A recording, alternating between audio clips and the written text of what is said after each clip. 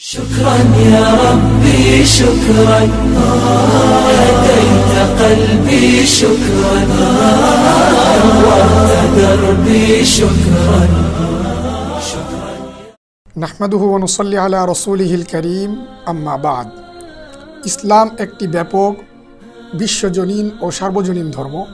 ইসলামের মাঝে যেমন রয়েছে ইবাদত তথা নামাজ রোজা হজ যাকাত সংক্রান্ত নীতিমালা, ঠিক তেমনিভাবে ইসলামের মাঝে রয়েছে আয় রোজগার, ব্যবসা বাণিজ্য, লেনদেন, ক্রয় বিক্রয় ইত্যাদি সংক্রান্ত নীতিমালা। ইসলামের এসব নীতিমালার সাথে যেসব লেনদেন সাংঘর্ষিক নয় এবং ইসলামের এসব নীতিমালা যেসব লেনদেনকে সমর্থন করে সেগুলোই ইসলাম সম্মত, আর যেসব নীতিমালা ইসলামের সাথে সাংঘর্ষিক বলে বিবেচিত হবে সেগুলো ইসলাম সম্মত নয়। বর্তমান প্রেক্ষাপটে আমরা প্রায় সকলেই লেনদেনের সাথে বিভিন্নভাবে জড়িত হয়ে থাকি। অর্থনৈতিক উন্নতি ও অগ্রগতির প্রেক্ষাপটে লেনদেন সংক্রান্ত নিত্য নতুন রূপরেখা আমাদের সামনে এসে দাঁড়াচ্ছে।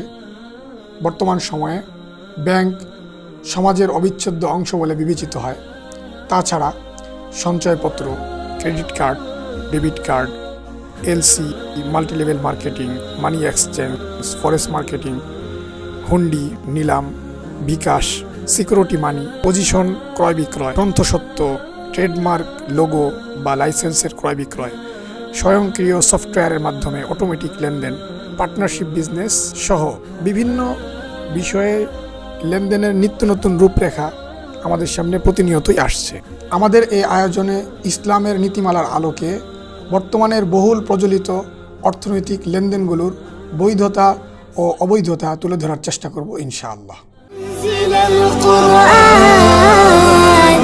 يا خالق الإنسان يا ربي يا رحمن شكرا يا